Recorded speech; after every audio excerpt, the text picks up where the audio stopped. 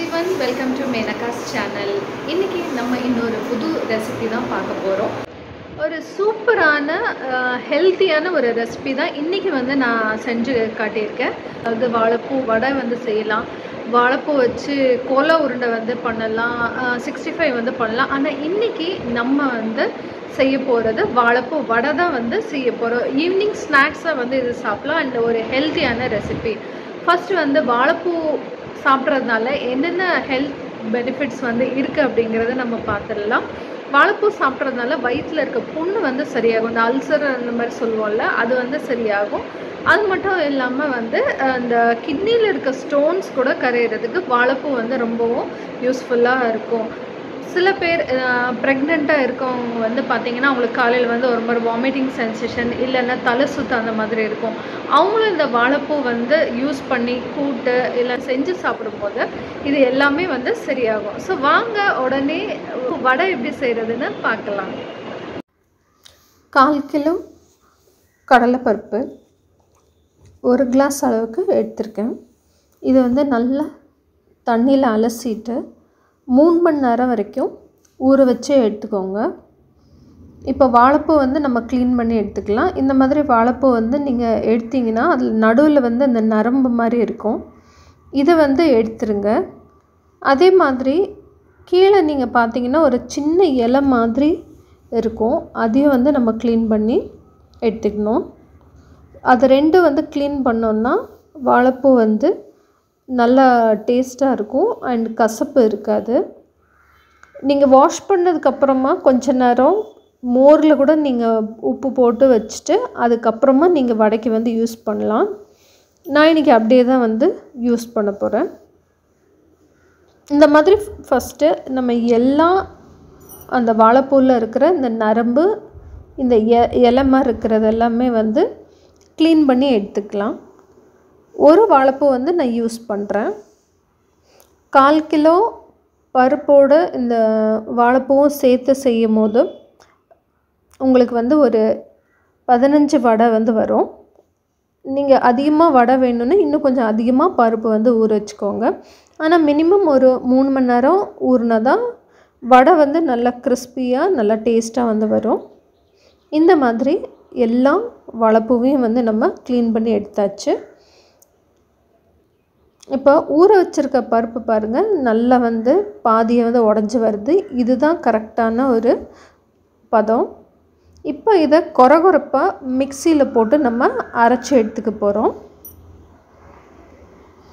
மிக்சியில் வந்து அதிகமாக தண்ணி சேர்க்காதீங்க. 1 ஸ்பூன் அளவுக்கு சோம்பு,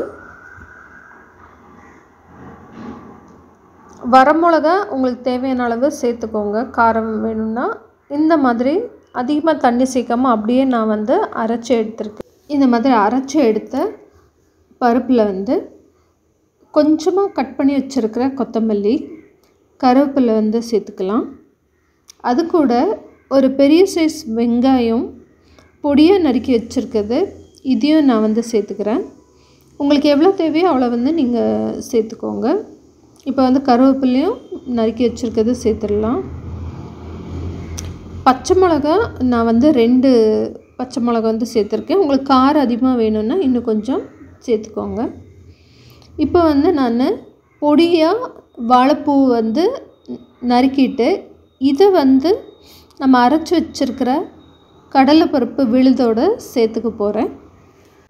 இதே மாதிரி எல்லா வாழைப்பூவையும் வந்து பொடியை வந்து நறுக்கி வச்சுக்கோங்க. கொஞ்சம் கொஞ்சமாக எடுத்து நீங்கள் கட் பண்ணி எடுத்துக்கோங்க. நல்லா கொஞ்சம் பொடியாக நறுக்குனிங்கன்னா எண்ணெயில் வந்து நம்ம வறுத்து எடுக்கும்போது நல்ல மொறுமொறுப்பாக வந்து உங்களுக்கு வாழைப்பூ இருக்கும். அதோட டேஸ்ட்டும் வந்து நல்லா சூப்பராக இருக்கும். எல்லா வாழைப்பூவையும் நான் கொஞ்சம் கொஞ்சமாக எடுத்து இந்த மாதிரி கட் பண்ணி எடுத்துக்க போகிறேன். கட் பண்ண இந்த வாழைப்பூ வந்து நம்ம அரைச்சி வச்சுருக்கிற கடலைப்பருப்பில் வந்து சேர்த்துக்கலாம். ஒரு பிஞ்ச் பெருங்காயத்தூள் வந்து இது கூட சேர்த்துக்கிறேன். இப்போ கட் பண்ணி வச்சுருக்கிற வாழைப்பூ எல்லாமே வந்து சேர்த்தாச்சு.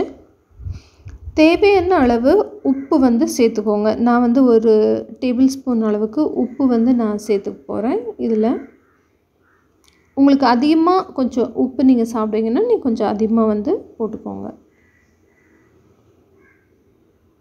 இப்போ நல்லா வந்து மிக்ஸ் பண்ணிக்கலாம். உங்களுக்கு இஞ்சி பிடிக்கும்னா அதுவும் பொடியை வந்து கட் பண்ணி இந்த கடலைப்பருப்போடு சேர்த்துக்கோங்க. சின்ன சின்னதாக இந்த மாதிரி உருண்டை பிடிச்சதுக்கப்புறமா லேசாக இந்த மாதிரி தட்டினீங்கன்னா கரெக்டாக ரவுண்டான ஷேப்பில் வடை வந்து உங்களுக்கு ஷேப் வந்து வந்துடும். இதை மாதிரி கொஞ்சம் கொஞ்சமாக நீங்கள் வந்து உருண்டை பிடிச்சிட்டு நீங்கள் கையில் தட்டும் போதே வந்து தாராளமாக உங்களுக்கு இந்த மாதிரி வடை வந்து வந்துடும். ஆனால் தண்ணி அதிகமாக சேர்த்து நீங்கள் அரைச்சிங்கன்னா இந்த மாதிரி வடை ஷேப் வந்து வராது. அடுத்து ஒரு கடாயில் எண்ணெய் வந்து சூடு பண்ணிக்கலாம். மீடியம் ஃப்ளேமில் வச்சு வடையை நல்லா வறுத்து எடுத்துக்கோங்க. ஒரு 5லேருந்து 10 நிமிஷம் வரைக்கும் 2 பக்கமும் திருப்பி விட்டு மெதுவாக வறுத்து எடுத்துக்கலாம். அதிகமாக ஃப்ளேம் வந்து வச்சிங்கன்னா வாழைப்பூ சீக்கிரமாக வந்து கரிஞ்சிரும். ஸோ இந்த மாதிரி மெதுவாக வந்து நம்ம வடையை சேர்த்துட்டு ஒரு 5லேருந்து 7 நிமிஷம் வரைக்கும் 2 சைடும் திருப்பி விட்டு வடை வந்து வறுத்து எடுத்துக்க போகிறோம். வடை வந்து இப்போ நல்லா வந்து மொறுமொறுப்பாக பொரிஞ்சு வருது. ஒரு 5 நிமிஷம் விட்டுட்டு அதுக்கப்புறமா அந்த சைடு நம்ம இப்போ மெதுவாக திருப்பி போடலாம். சுவையான சூப்பரான வாழைப்பூ வடை எப்படி ஈஸியாக நம்ம வீட்டிலே பண்ணுறதுன்னு இன்றைக்கி வீடியோவில் வந்து பார்த்தோம். ஃபர்ஸ்ட் டைம் என்னோடய வீடியோ வந்து நீங்கள் பார்க்குறீங்கன்னா வீடியோக்கு மறக்காமல் ஒரு லைக் வந்து போட்டுருங்க. உங்களோட ஃப்ரெண்ட்ஸ் அண்ட் ஃபேமிலிக்கும் இந்த சூப்பரான வடை ரெசிபியை வந்து ஷேர் பண்ணுங்கள். மறக்காமல் என்னோடய சேனல்லையும் இது வரைக்கும் சப்ஸ்கிரைப் பண்ணலன்னா சேனல்லையும் சப்ஸ்கிரைப் பண்ணிவிட்டு பக்கத்தில் தெரிகிற பெல் ஐக்கானையும் ப்ரெஸ் பண்ணுங்கள். அப்போ தான் நான் போடுற புது வீடியோஸ் உங்களுக்கு நோட்டிஃபிகேஷனாக காட்டும். இன்னொரு சூப்பரான ரெசிபியில் அடுத்து மீண்டும் உங்களை வந்து சந்திக்கிறேன். தேங்க்யூ ஃபார் வாட்சிங் மேனகாஸ் சேனல். சூப்பரான சுவையான அது மட்டும் இல்லைங்க, ஹெல்த்தியான வாழைப்பூ வடை இன்றைக்கி சாப்பிட்றதுக்கு ரெடியாக இருக்குது. நீங்கள் வந்து இதை சட்னி கூட சர்வ் பண்ணிங்கன்னா இன்னும் சூப்பராக இருக்கும். மழை நேரத்தில் ஸ்பெஷலி இந்த ரெசிப்பியை வந்து நீங்களும் உங்கள் வீட்டில் செஞ்சு சாப்பிட மறக்காதீங்க. சாப்பிட்டு பார்த்துட்டு இந்த ரெசிபி எப்படி இருந்ததுன்னு கமெண்ட்ஸில் வந்து சொல்லுங்கள். தேங்க்யூ ஃபார் வாட்சிங் மேனகாஸ் சேனல். மீண்டும் இன்னொரு புது வீடியோவில் உங்களை வந்து சந்திக்கிறேன். என்னோடய சேனலை சப்போர்ட் பண்ண மறந்துடாதீங்க. கண்டிப்பாக என்னோடய சேனலில் வர எல்லா வீடியோஸையும் உங்களுக்கு பிடிச்சிருக்கோன்னு நம்புகிறேன். இன்னொரு புது ரெசிபியில் உங்களை எல்லாரையும் சந்திக்கலாம். தேங்க்யூ ஃபார் வாட்சிங் மேனகாஸ் சேனல்.